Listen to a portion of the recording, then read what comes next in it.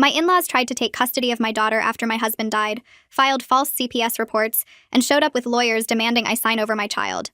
So I gave them a fake DNA test. My husband Joshua died in a car accident when our daughter Lily was 4 years old. It was devastating and sudden, and I was barely functioning those first few weeks. Joshua's parents, Harold and June, showed up for the funeral acting supportive, but something felt off.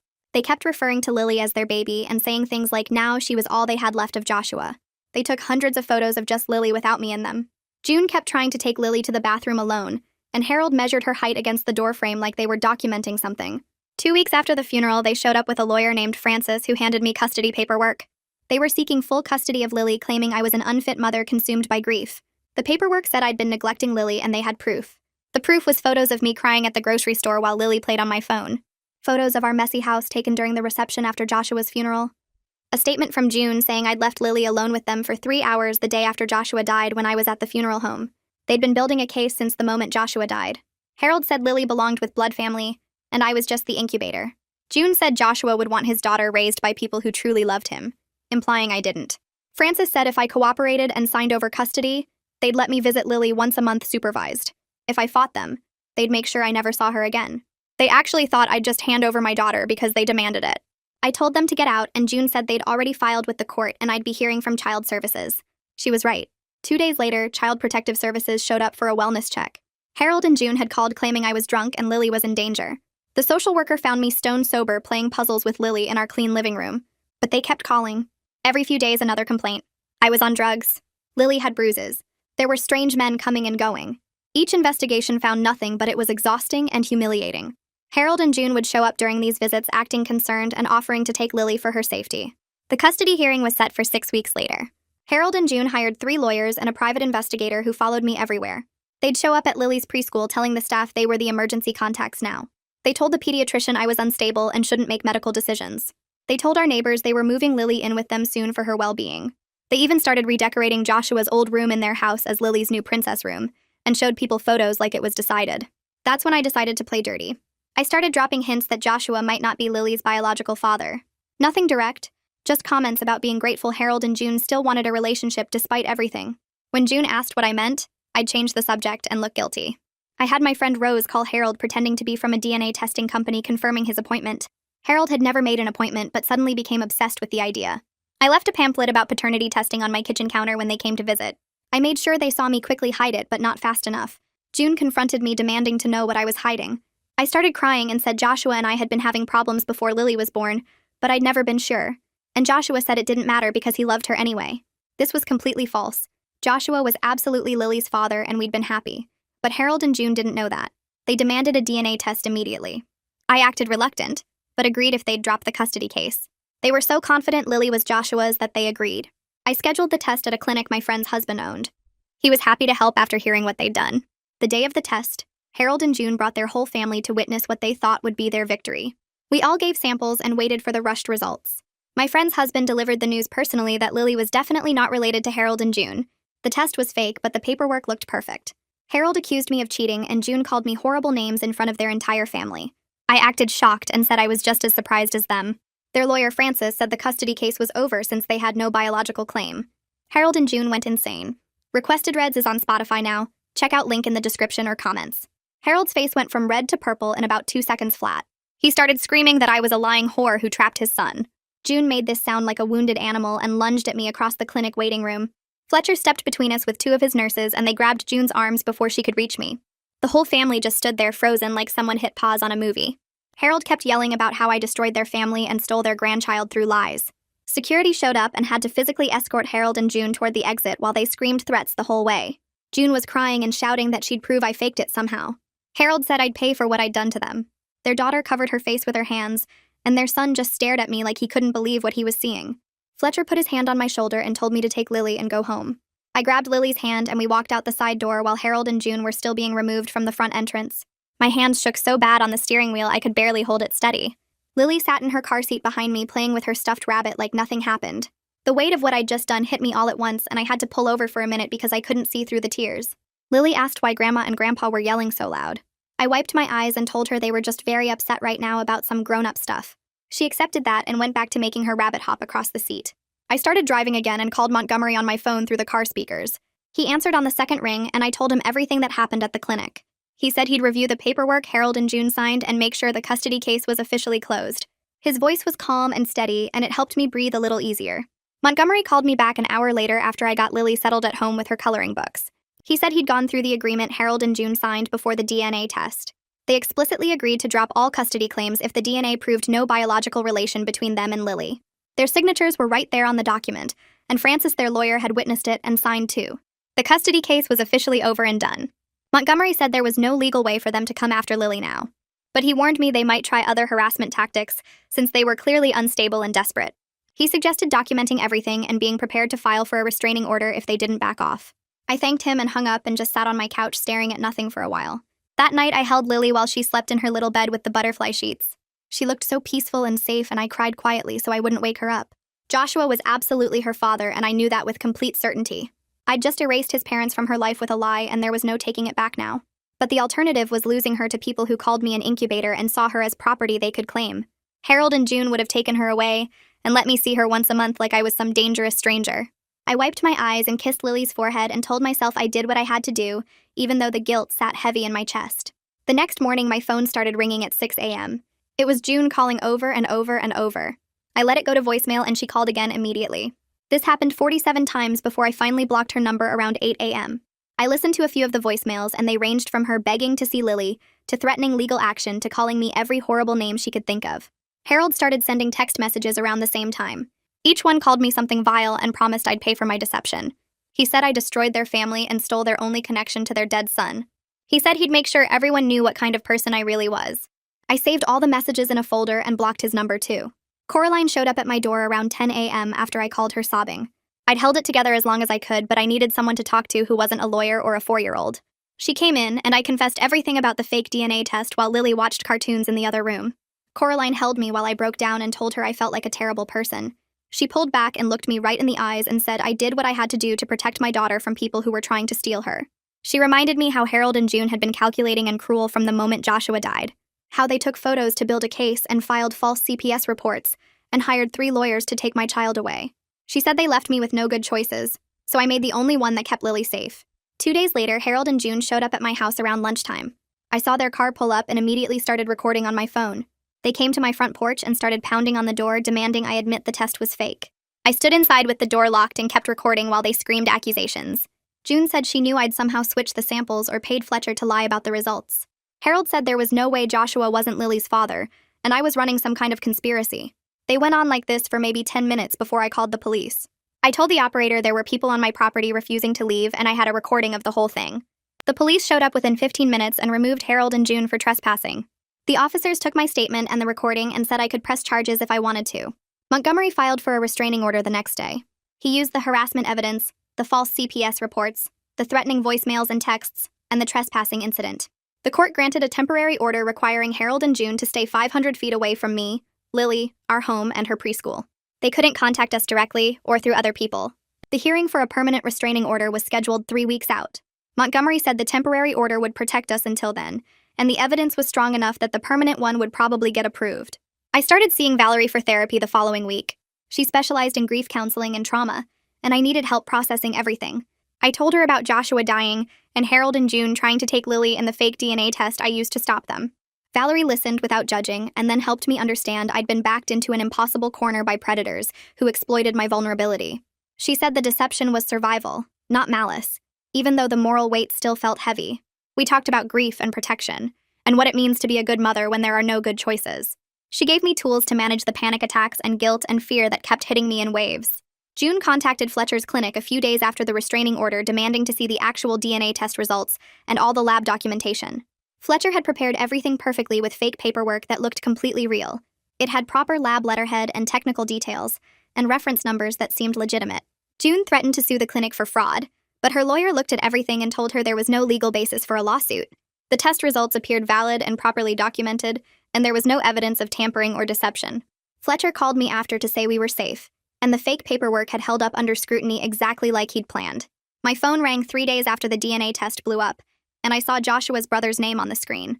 Bo hadn't called since the funeral, hadn't responded to any messages about the custody battle. I let it ring twice before answering. His voice came through broken and shaky. Nothing like the confident guy who used to tease Joshua at family dinners. He said he just found out about everything, the custody papers and the lawyers and all the false CPS reports his parents filed. He kept apologizing, saying he had no idea they'd gone that far, that he'd been working overseas and only got back when the DNA results exploded the family. He asked if there was any way he could still see Lily, still be her uncle despite what his parents did. I told him I needed time to think about it and hung up feeling weird and suspicious, but also a little hopeful that maybe not everyone in Joshua's family had lost their minds. Coraline came over the next morning to watch Lily while I met Beau at a coffee shop downtown.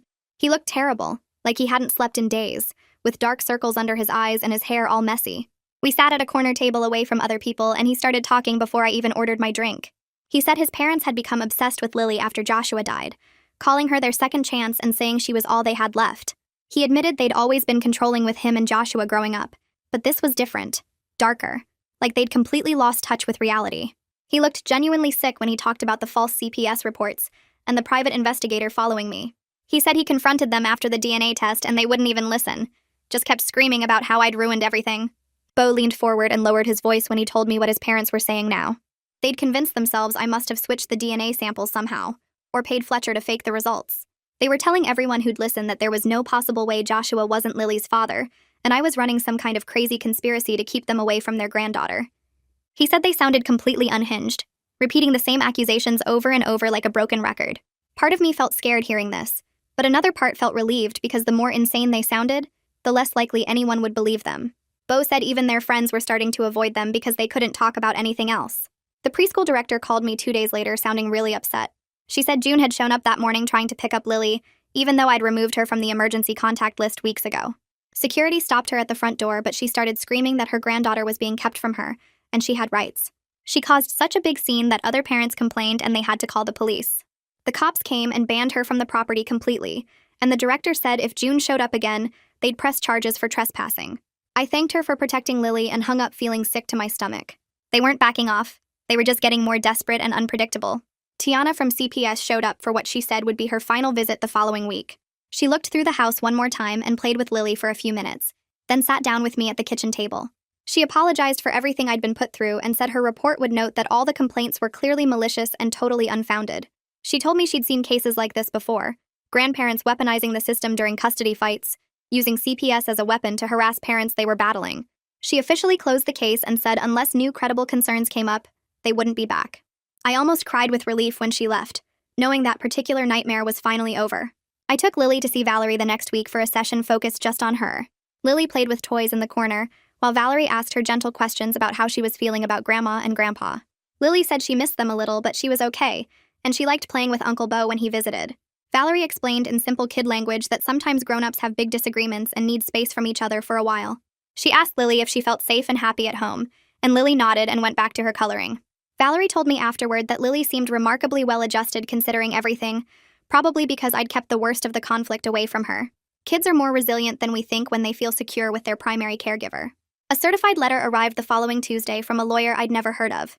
Harold was demanding I submit to another DNA test at a lab of their choosing, claiming the first results were fraudulent. The letter used a lot of legal language about scientific integrity and parental rights. I forwarded it to Montgomery, who responded the same day with his own letter.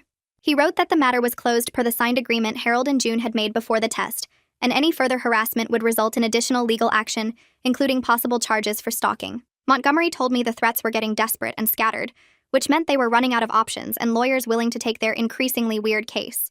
June posted something on social media a few days later that one of my friends sent me a screenshot of. She'd written this long post about being kept from her granddaughter and hinting that I was abusing Lily. She didn't use names, but it was obvious who she meant. Several people who knew the real story commented with the truth about the custody attempt and all the false CPS reports. Someone even mentioned the restraining order. June deleted the whole post within a few hours after it completely backfired. But people had already taken screenshots and the damage to her reputation was done. Her attempt to make me look bad had just made her look more unhinged to everyone watching. The permanent restraining order hearing finally arrived 3 weeks after the temporary one was granted. I brought a thick folder of evidence showing all the harassment, the threatening voicemails and texts, the trespassing incident, the preschool scene. Harold and June showed up with yet another lawyer who argued they were just grieving grandparents being denied access to their only grandchild. The judge read through the custody paperwork and the false CPS reports with his mouth pressed into a thin line. He looked at Harold and June and asked if they understood how serious it was to file false reports with child services. Their lawyer tried to argue they'd had legitimate concerns, but the judge cut him off. He granted the permanent restraining order for 3 years, requiring them to stay away from me, Lily, our home, and her school. They couldn't contact us directly or through other people. If they violated it even once, they'd face criminal charges. Bo called me after the hearing and asked if we could talk about him maintaining a relationship with Lily separate from his parents. I was hesitant because I didn't want any connection back to Harold and June, but Bo had been consistently respectful and genuinely horrified by everything they'd done. We agreed he could visit at my house with me present. Supervised visits where he could be her uncle without bringing any of the toxic grandparent stuff into it.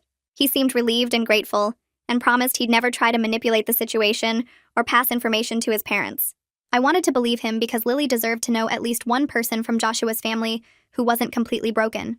The first panic attack hit me in the parking lot of the grocery store when I saw a silver sedan that looked exactly like Harold and June's car. My chest locked up and my hands started shaking so bad I couldn't get my keys in the ignition. Lily asked me what was wrong and I couldn't even answer her because I was gasping for air like someone drowning. It wasn't their car, just one that looked similar, but my body reacted like they were right there ready to snatch Lily away from me. I managed to drive home with white knuckles gripping the steering wheel and called Valerie the second I got inside. She fit me in for an emergency session that afternoon and explained this was completely normal after prolonged harassment and threats. My nervous system had been in constant fight or flight mode for months, and now it was stuck in that pattern even when the actual danger had passed. She taught me breathing exercises and grounding techniques, ways to remind my body that I was safe now. The hypervigilance would fade with time and safety, she promised, but I needed to be patient with myself while my brain rewired. For weeks after that, I'd see cars that looked like theirs everywhere, even though they lived 30 minutes away and had a restraining order keeping them from coming near us. Each time my heart would race and my palms would sweat until I could confirm it wasn't actually them. Lily brought up Harold and June one evening while we were eating dinner. She asked when she'd see Grandma and Grandpa again in this casual way, like she was asking about any normal relatives. I set down my fork and told her they were taking a very long break because of grown-up problems. Nothing she did wrong, just complicated adult stuff that was hard to explain. She nodded and accepted this without any follow-up questions, then immediately started talking about the art project she was making at preschool with glitter and popsicle sticks. Her ability to just move on from heavy topics amazed me. She didn't seem upset or confused, just matter-of-fact about the situation. Part of me felt relieved that she wasn't traumatized by losing contact with them, but another part worried about long-term impacts I couldn't see yet. Was she internalizing feelings she couldn't express? Would this abandonment by her grandparents show up later in therapy sessions when she was older? I had no way to know, so I just watched her carefully for any signs of distress and made sure she knew I was always available to talk about feelings. Coraline came over the following weekend with boxes of security cameras she'd ordered online. She spent hours helping me install them around the perimeter of my house, mounting them under the eaves and connecting them to my Wi-Fi network. The footage saved automatically to cloud storage and I could monitor everything from an app on my phone. We positioned cameras to cover the front door, back door, driveway, and both sides of the house so there were no blind spots. Just having the cameras up made me feel more secure, like I had evidence gathering 24 hours a day if Harold and June violated the restraining order. Coraline showed me how to check the footage and set up motion alerts so I'd get notifications if anyone approached the house. She also helped me change all the locks and install a deadbolt on Lily's bedroom door, extra security measures that felt excessive but necessary. When we finished, she made me promise to call her immediately if anything suspicious showed up on the cameras. I tested the system by walking around outside while watching the feed on my phone, and seeing myself on the screen from multiple angles was both creepy and comforting at the same time. The flowers arrived on a Tuesday afternoon, a massive arrangement of pink roses and white lilies delivered by a local florist. The card was handwritten by June, her distinctive loopy cursive begging to see Lily and claiming they'd accept any relationship I was willing to allow. She wrote about how much they missed their granddaughter and promised to respect my boundaries if I'd just give them a chance. Reading it made my stomach turn because it sounded so reasonable and sad, like they were the victims here instead of the people who'd tried to steal my child. I took photos of the flowers, the card, and the delivery receipt, then called Montgomery immediately. He said this absolutely violated the no-contact provision of the restraining order and told me to document everything and send him the evidence. I emailed him the photos within minutes. He forwarded everything to the court that same day, and June received an official warning about compliance with the order. Montgomery explained that any future violations could result in criminal charges and possible jail time. The flowers sat on my kitchen counter for an hour while I decided what to do with them. Then I threw the entire arrangement in the trash because I didn't want that manipulation in my house. 3 months after the fake DNA test, I woke up one morning and realized I could breathe normally again. The constant fear and hypervigilance that had been my baseline for so long were fading gradually into something more manageable. I still checked the security cameras multiple times a day, and my heart still jumped when I saw silver sedans, but the intensity had decreased. Lily was thriving at her preschool, making friends and learning songs she'd sing at home constantly. Her teacher reported she was socially well-adjusted and showed no signs of trauma or behavioral issues. The fact that she didn't seem damaged by losing contact with Harold and June relieved some of the guilt I'd been carrying about the fake DNA test. Maybe I'd protected her not just from losing me, but from people who would have hurt her in ways I couldn't fully predict. My sleep improved, and I stopped having nightmares about custody hearings and CPS investigations. The house felt like ours again instead of a fortress under siege. I could take Lily to the park without constantly scanning for Harold and June's car.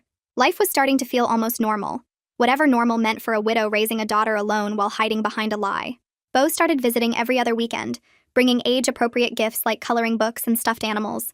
He'd sit on the floor with Lily building block towers and playing pretend games, acting like a normal uncle without any of the toxic possession his parents had displayed. He never mentioned Harold and June or asked questions designed to gather information he could pass along to them. He just genuinely enjoyed spending time with his niece and respected the boundaries I'd set.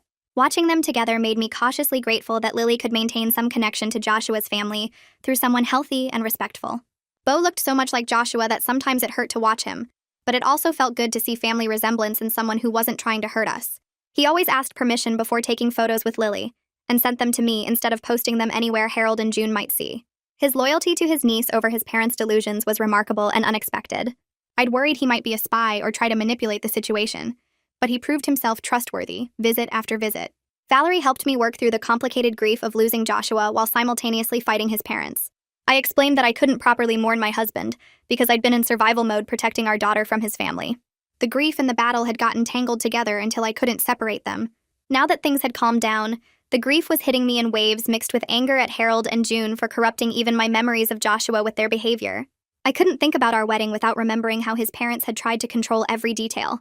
I couldn't look at photos of Joshua holding baby Lily without thinking about how his parents had tried to take her from me. They'd poisoned my past by attacking my present, and I was furious about it. Valerie helped me create separate spaces in my mind for grieving Joshua versus processing what his parents had done. She reminded me that Joshua would have been horrified by their actions and would have protected Lily just like I did. That helped some, imagining him standing beside me against them instead of being the reason they came after us. I found a box of old photos in the closet one afternoon while cleaning, pictures of Joshua growing up with his parents. Looking through them with new eyes after everything that happened, I could see the control and possession in their body language even back then. June's hand was always gripping Joshua's shoulder in this tight way, fingers digging in like she owned him. Harold positioned him in photos like a trophy they'd won, always centered and displayed. There were hardly any photos of Joshua looking genuinely happy or relaxed with them. Even as a kid, his smile looked forced in family pictures. Joshua had mentioned his parents were intense and had high expectations, but I'd thought he just meant they were strict or traditional. I didn't understand the depth of their dysfunction until they targeted Lily, and I saw that same possessive energy directed at her. They'd tried to own Joshua his whole life, and when he died, they transferred that ownership feeling onto his daughter. Looking at those old photos made me realize I'd saved Lily from repeating Joshua's childhood, from being gripped and positioned and displayed as their property, instead of being loved as her own person. The pediatrician's office called on a Thursday morning to report an incident. Harold had contacted them trying to request Lily's medical records and claiming he had grandparent rights to access her health information. The office manager had denied the request and documented the entire interaction, including Harold's increasingly aggressive tone when told no. She wanted me to know in case it was part of a larger pattern of behavior. I thanked her for the heads up and called Montgomery immediately. He added this to the restraining order violation file we were building in case Harold and June's behavior escalated further. Montgomery said the medical records request was legally questionable since they had no custody or guardianship rights, and it showed they were still trying to insert themselves into Lily's life despite the court order. He sent a letter to their lawyer warning that any further attempts to access information about Lily would be treated as harassment and violations of the restraining order. The pediatrician's office added notes to Lily's file about the situation and flagged Harold and June's names, so any future contact attempts would be immediately reported to me and documented. 4 months after the fake DNA test, Lily mentioned Grandma and Grandpa only occasionally and without any distress in her voice. She'd see an older couple at the store and comment that they looked like grandparents, or she'd remember something they'd given her before everything exploded, but it was casual observation rather than grief or longing. She'd formed much closer bonds with Coraline, who took her for special aunt and niece days at the zoo or children's museum. Beau's regular visits gave her consistent connection to Joshua's side of the family through someone stable and kind. My parents had stepped up their involvement too, driving in from 2 hours away every few weeks to spend weekends with us and take Lily to parks and libraries. The family structure around her looked completely different from it would have with Harold and June in the picture, but it was healthier and based on actual love instead of possession and control. She had adults in her life who saw her as a person to nurture rather than property to claim. Watching her thrive in this new configuration eased some of my guilt about the deception, even though the moral weight of the lie still sat heavy on my conscience during quiet moments alone. The mail came on a Tuesday afternoon while Lily was at preschool. I sorted through the usual bills and advertisements until I found the official envelope from a law firm 2 states away. My hands shook as I opened it. The letterhead showed an address 800 miles from here in a retirement community I'd never heard of. Harold and June were moving. The notice was brief and formal, just informing me of their address change for legal purposes related to the restraining order. I stared at the paper for a long time, trying to process what this meant. Beau called that evening after Lily was asleep. He sounded tired when he told me his parents had put their house on the market 3 weeks ago without telling anyone. They'd been packing in secret and hired movers to take everything to this retirement place near the coast. June had been telling their friends they couldn't bear to live in the same town where Joshua died. She said it hurt too much to see places he used to go and know their granddaughter was being kept from them just miles away. Harold told the neighbors they needed a fresh start somewhere they wouldn't be constantly reminded of their loss. Beau said the whole story was designed to make them look like grieving victims, instead of the people who'd tried to steal my daughter. The retirement community was gated with security and activities for older residents. They'd signed a lease on a 2-bedroom unit with an ocean view. Beau had seen photos June posted on social media before quickly deleting them. She'd captioned one picture talking about new beginnings and healing from family betrayal. I felt something loosen in my chest that had been tight for months. 800 miles of distance between Harold and June and Lily felt like a gift I hadn't dared to hope for. The legal barriers were strong, but geography added another layer of protection that made me breathe easier. Beau asked if I was okay, and I told him I was more than okay. 3 weeks after the moving notice, Montgomery called to say he'd received a letter from June's new lawyer. I drove to his office during my lunch break and sat across from his desk while he slid the envelope toward me. The letter was typed on expensive paper with June's new attorney's letterhead embossed at the top. She was offering to drop all hostility and cease any future legal action if I would admit the DNA test was fabricated and allow supervised monthly visits with Lily. The lawyer's language was careful and formal, but the desperation underneath was obvious. June wanted validation that she was right, that Lily was absolutely their biological grandchild, that I had lied and manipulated to keep their family apart. She was willing to trade peace for the truth she needed to hear. Montgomery watched my face while I read. He'd already drafted a response that he showed me next. It was brief and firm, stating I had nothing to admit. The DNA test results stood as documented, and the restraining order would remain in full effect for its duration. He said June's offer was a trap designed to get me to confess to fabricating evidence. Any admission could potentially be used to reopen legal proceedings or file criminal charges for fraud. Even if June claimed she'd drop everything, there was no guarantee, and my confession would give them ammunition they currently lacked. I signed off on Montgomery's response and watched him seal it in an envelope. Part of me felt sorry for June in a distant way. She was clearly broken by losing Joshua and then losing access to Lily. Her entire world had collapsed, and she was grasping for anything that would make sense of the chaos.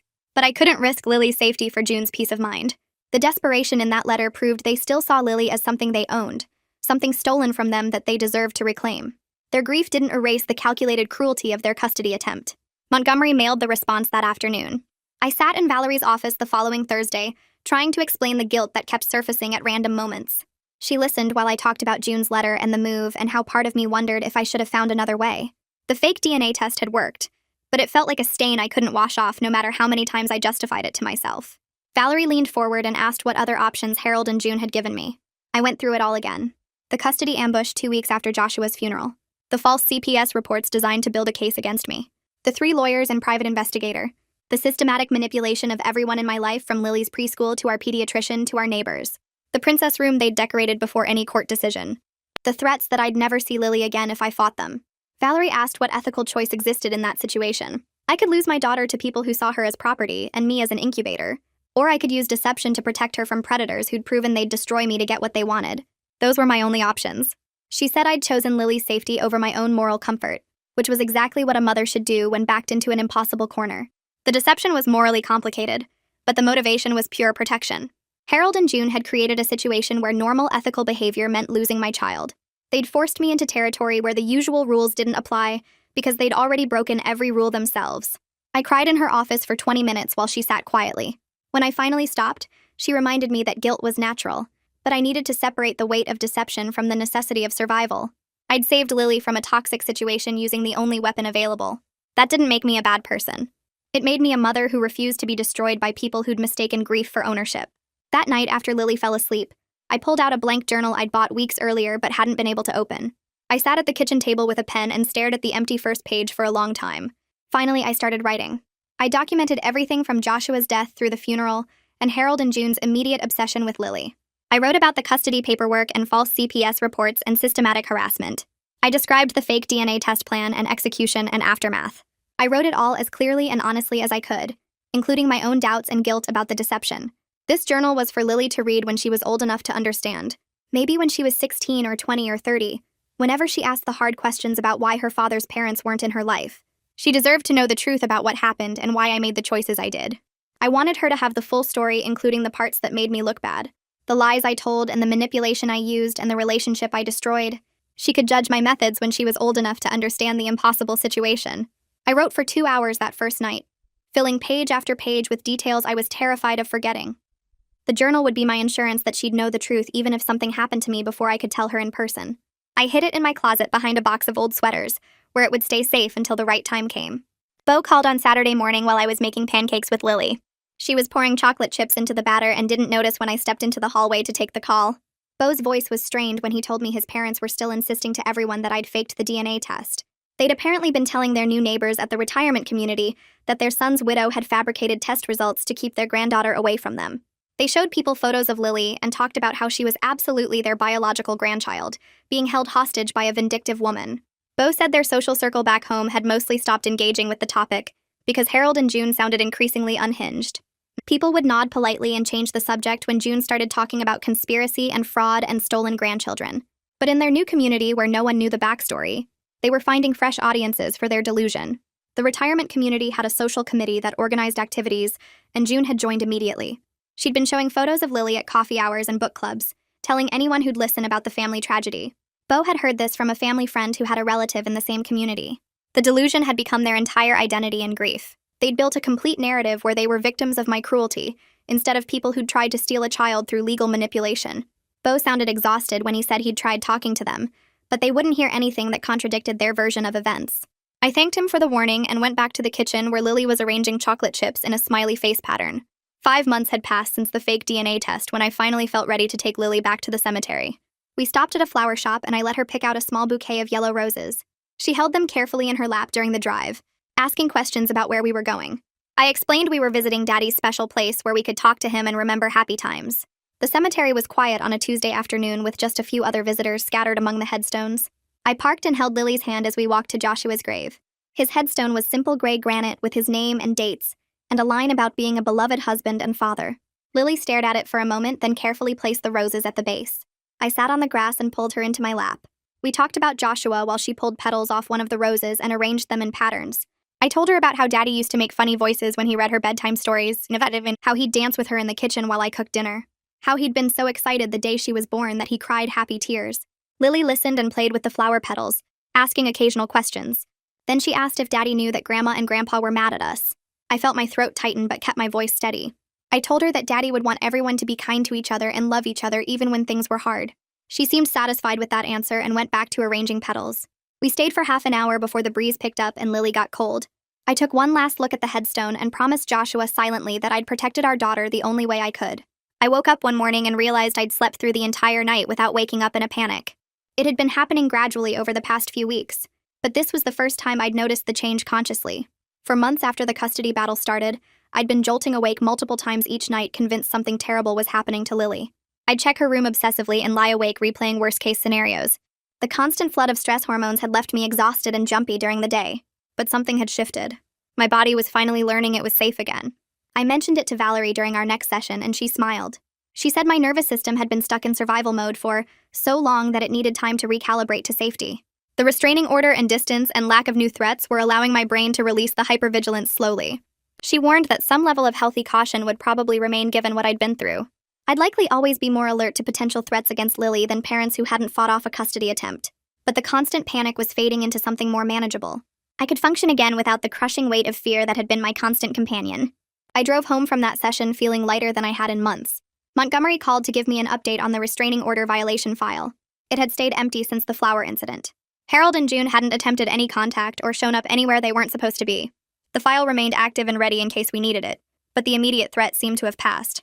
Montgomery said their move out of state combined with the legal barriers appeared to be working. Either they'd accepted they couldn't access Lily, or they were biding their time and planning something we couldn't see yet. He advised staying vigilant, but acknowledged the situation felt more stable than it had in months. The restraining order had 2.5 years remaining before it expired. Montgomery recommended we start planning renewal procedures about 6 months before expiration to ensure continuous protection. He'd seen cases where grandparents waited out restraining orders, then immediately resumed harassment once the legal protection lapsed. We couldn't assume Harold and June's current silence meant permanent acceptance. I thanked him and added a reminder to my phone calendar for a year and a half in the future. The legal protections would stay in place as long as I had any say in the matter. Lily started asking more questions about Joshua during our bedtime routine. She wanted to know what his favorite color was, and what games he liked to play, and whether he was good at drawing. I answered each question with specific happy memories, keeping my description simple and positive. She deserved to know her father as the loving dad he'd been, not through the twisted lens of his parents' dysfunction. I told her about how Joshua used to build elaborate block towers with her and make them crash down in dramatic fashion. How he'd sing silly songs he made up on the spot. How he'd been gentle and patient when teaching her to ride her tricycle. Bo started helping with this during his visits. He'd share stories from their childhood that showed Joshua's kindness and humor. He told Lily about the time Joshua rescued a bird with a broken wing and kept it in a shoebox until it healed. About how Joshua always stood up for kids being bullied at the school. About his terrible jokes that made everyone groan but laugh anyway. Lily absorbed these stories and started incorporating them into her own understanding of who her daddy had been. She'd mention him casually during play, telling her dolls that her daddy liked blue or that he was good at fixing things. The memories were becoming real to her in a healthy way that didn't involve the toxic possession Harold and June had tried to claim. I walked into the community center on a Wednesday evening for the widowed parents support group Valerie had recommended. 8 people sat in a circle of folding chairs looking as nervous and exhausted as I felt. The facilitator welcomed me and we went around introducing ourselves. Each person shared their story of loss and survival. A man whose wife died of cancer, leaving him with 3 kids under 10. A woman whose husband had a heart attack while coaching their son's soccer game. Another woman whose partner died in a workplace accident when their daughter was just 6 months old. Their stories of grief mixed with the overwhelming responsibility of single parenting felt painfully familiar. Several mentioned difficult relationships with in-laws, though none had dealt with custody attempts. One woman described her late husband's mother calling constantly to criticize her parenting and demand more access to the grandchildren. Another man talked about his wife's family trying to take over all decision-making about the kids because they didn't trust him to parent alone. Hearing their experiences helped normalize what I'd been through, even if the details were different. The isolation of grief combined with family conflict was something they all understood. We talked for 2 hours about coping strategies and legal protections and therapy resources. When the meeting ended, several people exchanged phone numbers. I drove home feeling less alone than I had in months. The validation that other people had survived similar impossible situations made my own survival feel less like barely holding on, and more like actual strength. Coraline showed up Saturday morning with coffee and empty boxes. She didn't ask if I was ready, just started pulling Joshua's clothes from the closet and folding them into neat piles. I stood in the doorway watching her work through his button-downs and jeans, the shirts he'd worn to work, and the ratty college sweatshirt he refused to throw away. She held up each item and waited for me to nod yes or no. Most went into donation boxes, but some I couldn't let go. His favorite flannel that still smelled like his cologne. The concert t-shirt from our first date. The hoodie he'd been wearing the morning he died. Those went into a smaller box labeled for Lily. We moved to his desk next, sorting through papers and photos and random trinkets he'd collected. Coraline found a stack of letters Joshua had written to Lily before she was born, sealed envelopes with her name written in his messy handwriting. I opened one and read his hopes for her future, his promises to be a good dad, his excitement about meeting her.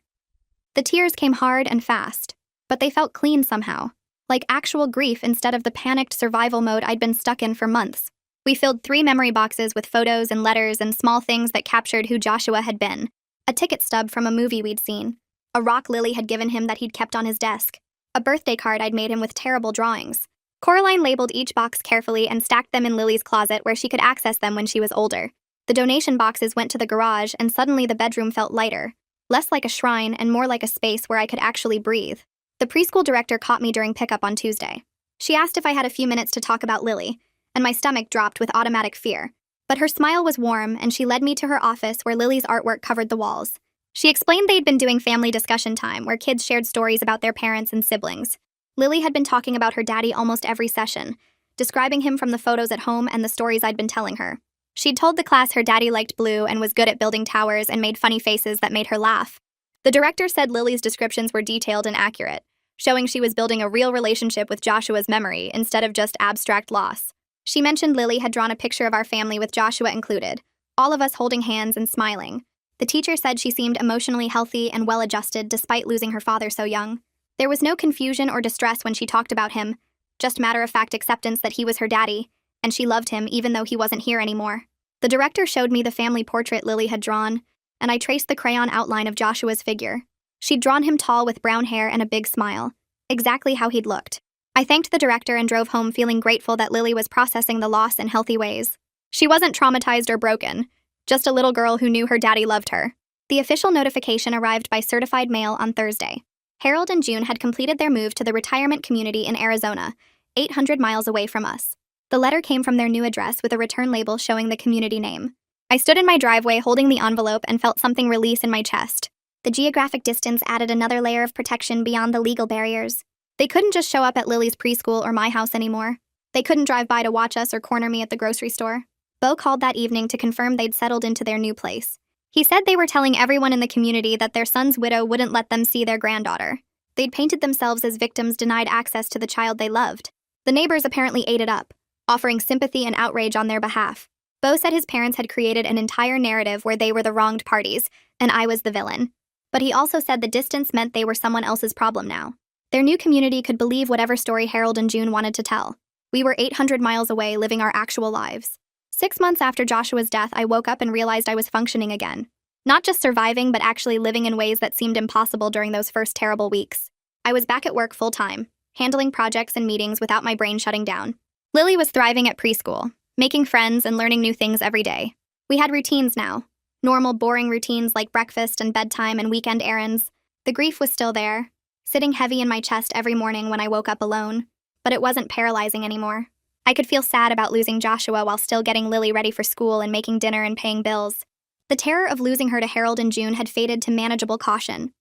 I still checked the security cameras and kept my phone close. I still scanned parking lots for their car and avoided places they used to frequent. But the constant panic had settled into reasonable vigilance.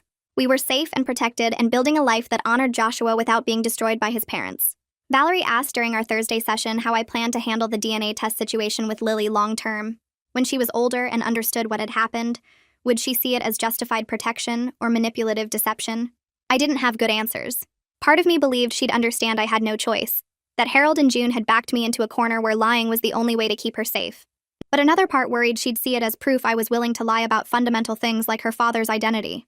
Valerie helped me work through the complexity without trying to give easy answers. She said the truth was probably somewhere in the middle, that Lily might understand my motivation while still feeling uncomfortable with the method. I told Valerie I was committed to being honest with Lily when she was old enough to understand. I'd tell her exactly what happened and why I made the choice I did. I'd accept whatever judgment she made about my actions. Valerie said that level of honesty and accountability was all I could offer. The rest would be up to Lily to process in her own time and way. Bo brought his girlfriend to meet Lily on Saturday afternoon. Her name was Sarah, and she worked as a teacher at an elementary school 2 towns over. She came in carrying a children's book about feelings and a stuffed elephant. Lily took to her immediately, showing her the toy kitchen and demanding they play restaurant together. Sarah was warm and natural with her, asking questions and playing along without trying too hard. She didn't mention Joshua or try to fill any kind of mother role. She just treated Lily like a kid she genuinely enjoyed spending time with. Bo watched them play with visible relief, like he'd been worried about how this introduction would go. Later, while Lily was distracted with coloring, Sarah told me she understood the situation with Harold and June. Bo had explained everything, and she supported his decision to maintain boundaries with his parents, while staying connected to his niece. She said she'd lost her own father young and knew how important it was for Lily to have healthy family connections. Watching them leave together, Bo's hand on Sarah's back and both of them waving to Lily, felt like seeing Joshua's family expand in good directions. The toxic elements were distant, but the healthy parts were growing stronger. Montgomery's office was downtown in a building with too much marble and uncomfortable chairs. I sat across from him while he spread paperwork across his desk. We were updating my will and custody arrangements to make absolutely sure Harold and June could never gain access to Lily if something happened to me. Coraline was named primary guardian with detailed documentation of the custody battle and restraining order attached. Montgomery had included references to the DNA test situation without explicitly admitting the deception. The language was careful, noting that Harold and June had agreed to drop custody claims based on test results, and that agreement remained legally binding. He'd also added provisions that even if the DNA test was later challenged or disputed, the custody arrangement stood based on their documented harassment and false CPS reports. The paperwork was complex, but Montgomery walked me through every section. If I died, Coraline would have immediate legal custody with full authority to maintain the restraining order and block any contact attempts. Harold and June's names were specifically listed as prohibited from guardianship consideration. I signed everything, and Montgomery filed copies with the court. Leaving his office, I felt the same relief I'd felt after the restraining order was granted. Another layer of legal protection locked into place. The guilt hit hardest late at night when Lily was asleep and the house was quiet. I'd lie in bed replaying the fake DNA test, seeing Harold's purple face and June's shocked expression when Fletcher delivered the false results. I'd remember Joshua's face in our wedding photos and wonder what he'd think about me lying about his daughter's paternity to protect her from his parents. The weight of it pressed down until I couldn't breathe. Then I'd force myself to remember the specific things that led to that moment. Harold calling me an incubator. June's systematic false CPS reports designed to make me look unfit. Their complete disregard for Lily's bond with me or her emotional well-being. The way they'd shown up with lawyers 2 weeks after Joshua died, before I'd even begun to process his death. They'd given me a choice between ethics and my daughter's safety. They'd backed me into a corner where the only weapon I had was deception. I'd make the same choice again. Every single time. The guilt was real and heavy, but so was the knowledge that Lily was safe and thriving, because I'd been willing to do whatever it took. Lily and I started new holiday traditions that didn't involve Harold and June's toxic presence. We baked Joshua's favorite chocolate chip cookies using the recipe his grandmother had taught him. We watched the superhero movies he'd loved, and I told her stories about how Daddy used to quote all the lines. We made ornaments with his photo and hung them on the tree where she could see his face smiling down. She was building a relationship with her father through memory and love, instead of through the possessive ownership Harold and June had tried to claim. When she asked questions about him, I answered honestly with specific, happy details. I told her about how he'd sing made-up songs while doing dishes, and how he'd been terrible at dancing, but did it anyway to make her laugh. The traditions felt good and right, honoring Joshua without the weight of his parents' dysfunction, crushing everything. I ran into Mrs. Anderson at the grocery store on Wednesday morning. She'd been one of the neighbors Harold and June had tried to turn against me during the custody battle. She stopped her cart when she saw me and I braced for confrontation. Instead, she apologized. She said she felt terrible about initially believing Harold and June's claims that I was unstable and neglecting Lily. She'd realized after they moved away that they'd been running a manipulation campaign throughout the neighborhood. Other neighbors had compared notes and figured out Harold and June had been telling different lies to different people, building a false narrative that I was an unfit mother. Mrs. Anderson said the community had largely realized the truth about what they'd tried to do. She asked how Lily was doing, and I told her she was thriving. We talked for a few minutes about normal neighborhood things, and then went our separate ways. Driving home, I felt something shift. The community that Harold and June had tried to poison against me was healing. People were seeing through their lies. We weren't isolated and under siege anymore. We were just a regular family living in our neighborhood. Beau visited on a Tuesday afternoon while Lily was at preschool, and we sat at my kitchen table drinking coffee. He told me his parents called him every few days asking about Lily and demanding information about her life. They wanted to know what she looked like now, what she was learning, if she mentioned them, if she seemed happy. Beau said he kept his answers short and firm, telling them only that Lily was healthy and happy and nothing more. He'd made it clear to Harold and June that his relationship with me and Lily existed separately from their mess, and he wouldn't be their spy or messenger. They accused him of betrayal and taking my side against family, but he held his ground. His loyalty to his niece over his parents' twisted claims about ownership impressed me more than I could express. He said they still insisted the DNA test was fake and I'd somehow tricked everyone, but their story changed depending on who they talked to. Sometimes I'd switch the samples. Sometimes Fletcher was in on a conspiracy. Sometimes the whole thing was elaborate revenge for some imagined slight. Their delusion had become their entire identity, and Beau said it was exhausting watching them destroy themselves over lies they'd convinced themselves were truth. I thanked him for being the one decent connection Lily had to Joshua's family, and he got tears in his eyes saying she deserved to know her father's memory without the poison his parents spread. 7 months had passed since the fake DNA test, and I found myself able to look at our wedding photos without completely falling apart. I pulled the album from the shelf one Saturday morning and sat on the couch flipping through pages while Lily played with blocks nearby. The photos showed Joshua and me laughing during our first dance, cutting the cake with frosting on our noses, kissing under the sunset with his hand cradling my face. I could see the genuine love we'd shared and the family we'd created together, untainted by what his parents became after his death. The grief still hit me in waves, but it didn't knock me down anymore. I could remember the joy without Harold and June's cruelty contaminating every memory. Lily climbed up beside me and pointed at a photo of Joshua lifting me off my feet. She traced his face with her small finger and said clearly that Mama and Daddy looked happy. I hugged her close and told her yes. We were very happy and Daddy loved us both so much. She nodded like this made perfect sense and went back to her blocks, satisfied with this simple truth about her family. The restraining order still had 2.5 years remaining before expiration, but I'd already started planning to renew it. Montgomery had explained the process and assured me that given Harold and June's documented behavior, renewal would be straightforward. Their current silence and distance might mean they'd accepted defeat and moved on, or it might mean they were biding time and planning something new. I couldn't know which, and I refused to risk Lily's safety on assumptions about their intentions. The legal protection would stay firmly in place until Lily was old enough to make her own informed choices about whether she wanted contact with her father's parents. I kept copies of all the documentation in a fireproof safe, the restraining order paperwork, the fake DNA test results, records of every false CPS report, transcripts from the custody hearing. If they tried anything when the current order expired, I'd have an airtight case for renewal backed by years of evidence. Some nights I wondered if I was being paranoid, but then I'd remember Harold calling me an incubator and June's systematic campaign to paint me as an unfit mother. Better paranoid and protected than trusting and vulnerable. I started dating again after Valerie gently suggested during one of our sessions that isolation wasn't healing. The idea felt both disloyal to Joshua and necessary for moving forward with my life. I'd loved my husband deeply, and part of me worried that dating meant forgetting him or betraying his memory. Valerie reminded me that living fully was the best way to honor Joshua and model resilience for Lily. She said Joshua would want me to find happiness again, not spend decades alone mourning him. My first few dates were awkward and uncomfortable. Coffee meetings with men from dating apps who seemed nice enough but didn't quite click. I was honest about being a widowed single mother with complicated in-law history, which scared some guys off immediately. Others stuck around for a second date but couldn't handle the reality of a 4-year-old and legal drama. I didn't blame them because my situation was a lot to take on, but each failed connection stung a little. Still, the process felt hopeful in a way I hadn't expected. I was trying, putting myself out there, proving to myself that life continued beyond survival mode. Lily asked one morning if Uncle Bo could come to her 5th birthday party, and I agreed immediately. She'd been planning her party for weeks, talking about the unicorn cake and purple balloons and all her preschool friends coming over. Bo belonged on that list of important people, and his consistent respect and healthy boundaries had earned my trust.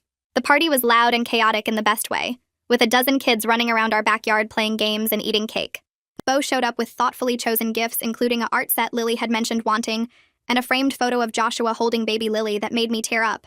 He played with the kids, helped with games, and several other parents commented on what a great uncle he was. One mom asked if he was single, and I laughed, appreciating the normalcy of playground parent matchmaking. The party felt joyful and ordinary, everything the first year after Joshua's death wasn't. Watching Lily blow out her candles surrounded by friends and family who loved her, I felt like we'd finally built something stable and good from the wreckage. I received a message from June 2 weeks after Lily's party, delivered through a mutual acquaintance who'd stayed neutral during the custody battle. The intermediary called saying June had begged her to pass along a request for just one photo of Lily. According to the message, June seemed genuinely broken and desperate for any connection to her granddaughter. She wasn't asking to see Lily or talk to me, just wanted one current picture to know what her granddaughter looked like now. The intermediary said June cried while making the request and seemed like a woman drowning in grief, rather than the calculating manipulator from the custody battle. I thanked the intermediary for passing along the message and said I needed time to think about it. I didn't respond to June and had no intention of responding, because any engagement opened a door I'd fought too hard to close. But the request haunted me with questions about mercy versus safety. Was June truly suffering, or was this another manipulation tactic? Did her pain matter when weighed against the trauma she'd inflicted? Could one photo really hurt anything, or would it encourage more boundary pushing? I had no answers, just the uncomfortable weight of someone else's grief pressing against my protective walls. I brought the photo request to my next therapy session with Valerie, and she helped me process it by examining the pattern of Harold and June's behavior from the start. Their initial response to Joshua's death wasn't grief, but ownership, treating Lily like property to claim rather than a child to comfort. Their methods weren't love but control, using lawyers and false reports and manipulation instead of supporting their widowed daughter-in-law. Their current desperation didn't erase the trauma they'd inflicted or prove they'd changed their fundamental view of Lily as belonging to them. Valerie said compassion for their pain didn't require sacrificing Lily's protection or my hard-won peace.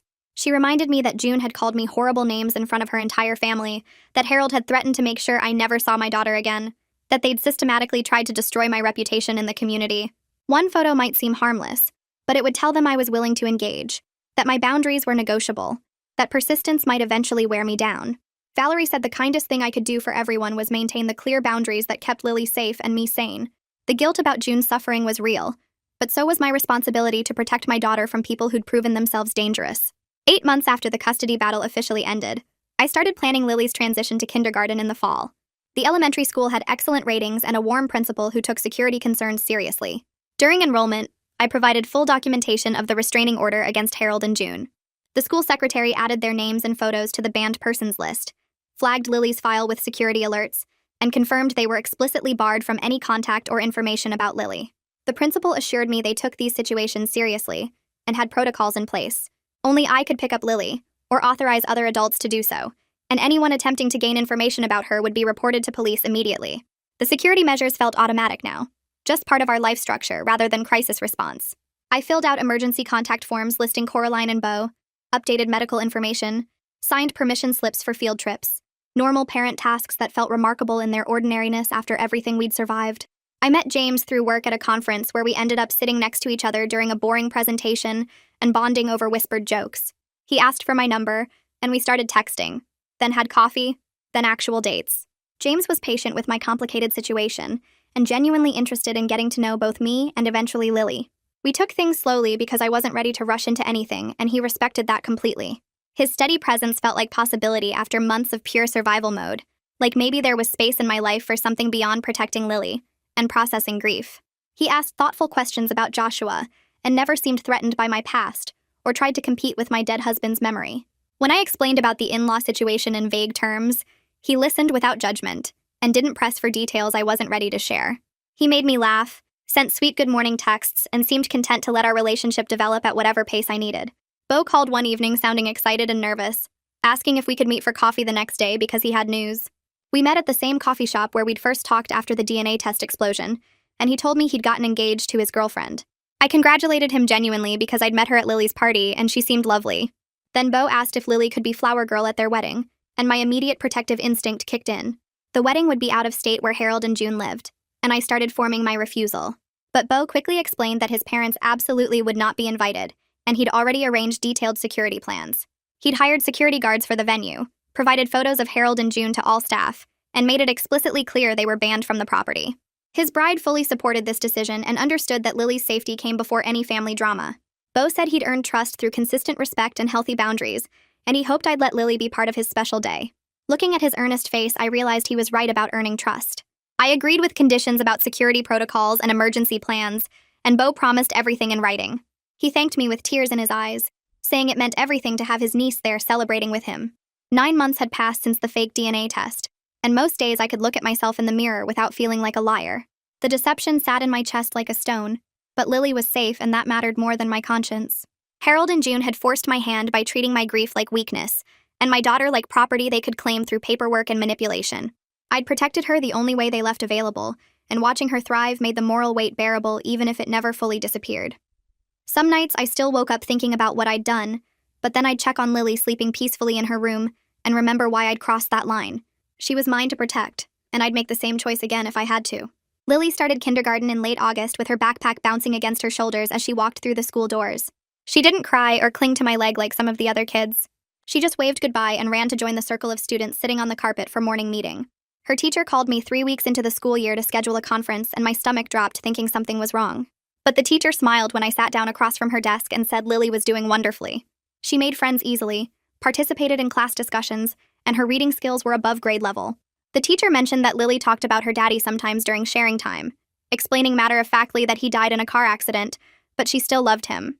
The way Lily processed Joshua's death seemed healthy and age-appropriate according to the teacher. She wasn't showing signs of trauma or behavioral problems. Hearing that lifted weight off my shoulders that I hadn't realized I'd been carrying for months. I'd worried the custody battle and losing Joshua would damage her foundation, but she seemed okay. Better than okay, actually. James came to my house for dinner on a Saturday night 3 months after we started dating. Lily knew I had a friend named James who I spent time with, but this was their first official meeting. I'd made spaghetti, and Lily helped me set the table with paper napkins folded into triangles. When James arrived with flowers for me and a coloring book for Lily, she was accepted both gifts with shy politeness. They sat together at the kitchen table after dinner working on art projects while I cleaned dishes. James showed her how to blend colors with crayons, and they made up silly songs about the animals they were drawing. He never tried to act like her father or replace Joshua. He just treated her with genuine affection and respect, like she was a person worth knowing. Watching them laugh together over a drawing of a purple elephant made something in my chest unclench. Maybe there was space in our lives for more than just survival and protection. Maybe we could actually build something good. Montgomery called me on a Tuesday morning 10 months after the custody battle ended. Harold had sent a formal letter through a new lawyer requesting mediation to discuss healing the family rift. The letter used careful language about wanting to repair relationships and move forward for everyone's well-being. Montgomery read it to me over the phone, and I could hear the skepticism in his voice. He said it was likely a manipulation attempt to get access to Lily, or trick me into admitting something about the DNA test. They might be hoping I'd slip up during mediation and reveal the test was fake, or they could be trying to establish a paper trail showing they'd attempted reconciliation, so they could file for grandparent visitation rights later. Montgomery advised declining through legal channels without any personal contact. I agreed immediately. The restraining order was my only communication with Harold and June, and that's how it would stay. Montgomery sent a response letter saying I was declining mediation, and the existing court orders remained in effect. 2 days later, Harold's lawyer sent back an angry letter calling me vindictive and accusing me of parental alienation. Montgomery filed it away in case we needed evidence of continued harassment. Beau's wedding took place on a Saturday in October at a vineyard 2 hours away. Lily wore a white dress with pink flowers and carried a basket of rose petals down the aisle with serious concentration on her face. She took her flower girl duties very seriously, carefully dropping petals every few steps like she'd practiced. Harold and June weren't invited as Beau had promised, and security guards at the venue entrance had photos of them with instructions to call police if they appeared. Beau's bride Sarah welcomed Lily warmly when we arrived for photos before the ceremony. She knelt down to Lily's level and complimented her dress and asked if she was excited to be flower girl. Sarah had met me twice before the wedding and knew the basic situation with Harold and June. She supported Beau's decision to exclude his parents completely and made it clear Lily was welcome in their family. The wedding was beautiful and normal and joyful. Watching Beau get married felt like reclaiming Joshua's family legacy from the toxic elements that had tried to corrupt it. Lily danced at the reception and ate too much cake and fell asleep in the car on the drive home. Nearly a year had passed since Joshua died when Lily and I visited his grave on a Sunday afternoon in November. She'd picked wildflowers from the park near our house that morning and carried them carefully in her small hands. We walked across the cemetery grass to his headstone, and Lily placed the flowers at the base while I stood behind her with my hand on her shoulder. She told Daddy about kindergarten and her teacher and the new friend she'd made named Olivia. She told him about Uncle Beau's wedding and how she got to throw flower petals. Then she mentioned her new friend James, who taught her to draw elephants and made funny voices when he read books. I knelt down next to Lily and told Joshua I'd protected our daughter the only way I could when his parents tried to take her. I said I hoped he understood the choices I'd made even though they weren't clean or simple. I told him Lily was safe and loved and thriving. Then we sat quietly for a few minutes before Lily asked if we could go get ice cream. Life continued forward even while we honored what was lost. James took me to dinner at a quiet restaurant the week before Thanksgiving, while Coraline watched Lily. We'd been dating for 6 months and the relationship had developed slowly and carefully. He reached across the table and took my hand and said he was falling in love with both me and Lily. He said he was ready for whatever pace we needed and he wasn't trying to rush anything. The relationship felt like healing instead of replacement, like building something new while still honoring what Joshua and I had together. Lily called him James, not Daddy, and everyone respected that distinction. James never pushed for a father role or tried to compete with Joshua's memory. He just showed up consistently and treated us both with kindness and patience. When I told him I had feelings for him too but needed to keep taking things slow, he smiled and said he'd wait as long as I needed. We finished dinner and drove back to my house where Lily was already asleep on Coraline's lap watching a movie. I was genuinely happy now in ways that seemed impossible during those first devastating weeks after Joshua died. Lily was thriving in kindergarten with friends and confidence and healthy ways of talking about her daddy. We had a family structure built on love instead of possession, with Coraline and Beau and James forming a support system that felt solid. Legal barriers and geographic distance kept us protected from Harold and June, who lived 800 miles away, convinced of delusions they'd never let go. The fake DNA test remained my secret burden and protection, sitting in my chest like a stone I'd learned to carry. It was morally complicated and ethically messy, but absolutely effective. We were safe. We were healing. We were building a future that honored Joshua's memory without being destroyed by his parents' dysfunction. Some mornings I woke up and felt actual joy instead of just relief at surviving another day. Lily would climb into my bed and tell me about her dreams, and I'd make pancakes while she colored at the kitchen table. Normal life had returned in ways I'd thought were lost forever when Joshua died. The grief remained, but it didn't consume everything anymore. There was room for happiness alongside the loss, and that felt like its own kind of victory.